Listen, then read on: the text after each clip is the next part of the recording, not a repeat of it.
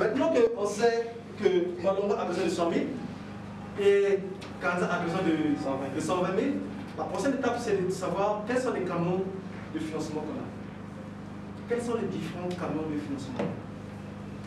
Alors, je me base sur une réalité locale. Je me base sur une réalité locale. Et dans cette liste que j'ai faite, il y a des choses qu'on néglige. C'est bon? Premièrement, j'ai mis les amis et la famille. C'est bon? On est d'accord? Deuxièmement, j'ai mis les restos et les cantines, liquer les mains. Ok? Troisièmement, j'ai parlé des compétitions nationales et internationales. Bon? Les subventions, on les connaît. Ok? Le crowdfunding des associés, financement participatif, qui connaît? Bon, je n'ai pas prévu de développer ça parce que c'est tout un groupe, mais je vais quand même vous dire de quoi il s'agit. Le financement participatif ou crowdfunding, c'est cette possibilité qu'on a, ce mécanisme qui a été créé récemment où il y a des sites web qui existent. Ok? Des sites web où l'on va, on poste son projet. Ok? On poste un projet et les gens de partout dans le monde entier viennent mettre de l'argent en échange de quelque chose. Souvent, ce n'est pas les parts qui demandent, souvent c'est un prototype du produit par exemple. Je prends un exemple. Supposons que je suis en train de fabriquer ces chiffons. Okay? C'est innovant, ça n'existait pas encore sur le marché, j'ai créé mon chiffon. Alors je vais sur un site de crowdfunding, je fais une vidéo, une présentation et puis je balance ça. Et je dis, ok, pour toute personne qui va me donner 5 000, je lui enverrai le premier chiffon que je vais fabriquer. Tous ceux qui m'enverront 2500, je vais leur envoyer une photo du chiffon. Et ainsi de suite. Et les gens de partout dans le monde peuvent mettre de l'argent et vous aurez les fonds dont vous aurez besoin de votre entreprise, sans pourtant perdre une seule part de l'entreprise. C'est bon. Mais c'est tout un cours sur le crowdfunding pour savoir comment ça fonctionne, le mécanisme et tout ça, ainsi de suite. Et c'est une solution, je pense, qui est très intéressante au niveau local. C'est bon? Ensuite, nous avons les anges. Mais sinon, c'est business angel, on appelle ça souvent.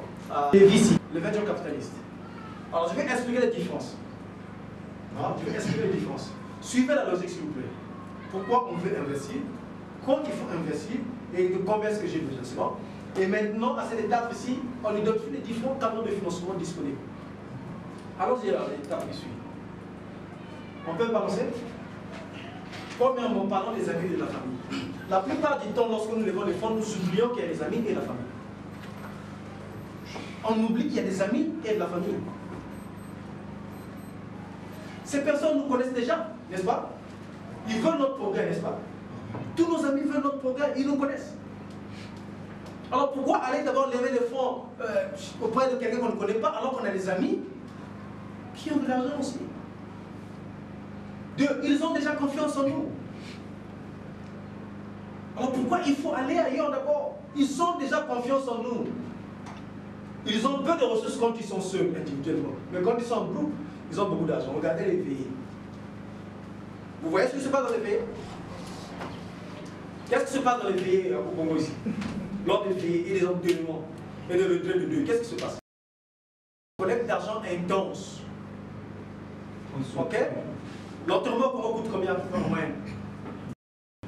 2 millions, 1 500 000 €. Est-ce qu'il y a des familles qui n'arrivent pas souvent à lever ces 2 millions? Tous réussissent à lever 2 millions pour aller enterrer quelqu'un. Tous. Voilà. Tous arrivent. Ça veut dire que si tous travaillent ensemble, ils peuvent bien collecter un montant important. Mais nous, quand il s'agit de lever des fonds, on ne pense pas souvent à la famille. Et c'est très important de commencer par la famille parce que si ceux qui sont auprès de vous peuvent dépenser de l'argent pour vous, mais ça augmenterait la confiance auprès de quelqu'un qui vient de l'extérieur. Quelqu'un qui ne vous connaît pas viendra vers vous. Wow, mais c'est intéressant, c'est bon. Il a déjà investi ça, ce qu'il t'envoie. Ah, d'accord, d'accord. Ah, ils te font confiance, mais je crois que c'est un bon business. Il investit aussi. Je vous dis, récemment, j'étais en train de lever des fonds pour une entreprise. On a parlé de Coima ici au début. Quand dans la présentation, j'ai parlé de Coima. J'étais en train de lever des fonds. Mais vous savez ce que j'ai fait? On était avec mon partenaire de travail, ça faisait 3 mois. Pas de lever des fonds. On se débrouille avec les ressources. On a commencé à travailler pendant 3 mois. Et après 3 mois, on atteint près de 1000 utilisateurs dans l'application. Et quand nous avons atteint près de 1000 utilisateurs, j'ai commencé à mettre en place un plan de financement. Mais j'ai commencé par les amis et la famille. Je savais que c'était important. Je suis allé auprès des amis et de la famille. J'ai levé un peu de fonds, qui ne représentait même pas 1% de ce qu'on voulait. Ce n'était même pas 1% de tous les fonds dont on avait besoin. Mais une fois que j'ai levé le fonds là, au niveau des amis, et que je suis allé auprès des investisseurs, et que je leur ai dit, voilà, à quel niveau nous sommes, voilà ce que nous avons accompli, on avait un premier investisseur. C'est qui l'investisseur? C'est un ami, c'est un membre de la famille. Ah d'accord, c'est là, ok d'accord. Ils ont donné l'argent. Et leur confiance était venue du simple fait que j'avais déjà un membre de la famille, un ami, qui avait mis de l'argent et qui avait cru au projet. Je sais pas si vous me faites comprendre. Alors, la capacité d'investissement de la famille, je sais qu'elle n'est pas comparable à la capacité d'investissement d'un investisseur professionnel. Ce n'est pas la même chose. C'est pourquoi l'étape à laquelle on se trouve, ok, pour demander l'investissement à la famille est très importante. Si vous êtes à l'étape d'expansion, ce n'est pas la famille qui va sponsoriser votre entreprise. Mais la famille peut bien sponsoriser au début. Vous allez aller voir un investisseur, vous pouvez aller voir la famille, vous pouvez aller voir des amis. Vous avez besoin de 100 000. Vous avez besoin de lever les fonds, de vendre 10% de la part des parts de l'entreprise. Non, vous allez voir des amis. Et il y a beaucoup de techniques qui existent très simples qui peuvent nous aider à lever des fonds auprès des amis. Je l'ai une fois avec un entrepreneur que j'ai formé. Il est venu me voir une fois. Il me dit, ah, j'ai besoin de lever, il avait besoin de combien? Je pense que c'était 100 et quelques mille. Il vient, j'ai besoin de 100 000, prête-moi les 100 000 et je vais te rembourser avec un taux. Il a dit une chose, ma logique c'est que quand tu empruntes de l'argent, tu dois rembourser. C'est ma logique. Tu n'es pas venu me dire donne-moi l'argent, tu es venu me dire prête-moi de l'argent. Alors tel que je te vois avec ton état et tous les difficultés que tu as, tu ne dois pas me payer. Alors on a commencé à faire jouer à un petit jeu avec lui. On dit ok, est-ce qu'on peut ensemble faire une petite liste seulement? Faisons une petite liste de toutes les personnes que tu connais, dans la famille et tes amis, qui peuvent te donner 10 000 francs. En fait, si tu vas sur ces personnes, dis j'ai besoin de mon projet, tu expliques et tout, tu fais ton pitch correctement, ils vont te donner 10 000. Il a fait une liste. Il avait trouvé les 10 personnes. Donc ces 10 personnes ici, si tu vas les voir, ils peuvent te donner chacun 10 000. Oui, oui. Alors, faites-toi la liste de ceux qui peuvent te donner 5 000 francs. On a aussi fait la liste. Je vous dis à la fin, quand il est allé faire l'expérience, qu'il est descendu, il est allé remonter ces personnes, il a levé bien plus que ce qu'il avait besoin de. Et quand il est revenu, il dit ben, j'ai plus besoin de t'ajouter de l'argent, parce que tu as déjà tout ce qu'il faut. Mais pour l'embrasser, j'ai ajouté un 5 000 dessus. Ok? Les membres de la famille et ses amis avaient résolu le problème. C'était une simple technique. Mais souvent, nous, lorsque nous voulons lever les fonds, nous oublions qu'il y a les membres de la famille. Je vous dis que ces gens-là, ils ont l'argent aussi. Et ils peuvent investir. Mais voici un conseil que je vais vous donner. Traitez les amis de la famille comme des vrais investisseurs. Okay? Quand vous êtes dans une opportunité importante, traitez-les comme des vrais investisseurs. Okay? Moi, je n'aime pas la politique de Dieu te bénira, comme on a dit au départ. Non, traitez-les comme des vrais investisseurs. C'est en votre avantage. Si une personne qui investit en vous vient derrière avec toute la pression possible, et demande des rapports et tout, ça ne fera que vous aider à progresser. Donc, traitez-les comme des vrais investisseurs.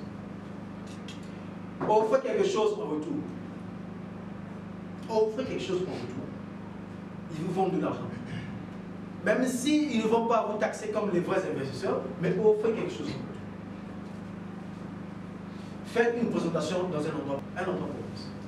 Que c'est pas parce que c'est un membre de la famille que vous allez le voir dans la cuisine. Eh maman, j'ai un projet comme ça. Ça. Non, même maman n'accordera pas de la valeur à ça. Appelle-moi. Asseyez-vous quelque part. Ou c'est calme. Et faites une présentation de ton projet. Faites un bon pitch du projet. Puisqu'il te connaît et il te fait confiance, il t'apportera quelque chose. Tu finis avec maman, va voir papa. Fais la même chose. Va voir ton frère, va voir les soeurs, va voir les amis, va voir tout le monde. Et vous serez étonné de voir que vous avez levé les fonds dont vous avez besoin pour faire l'étape, la première et la deuxième étape.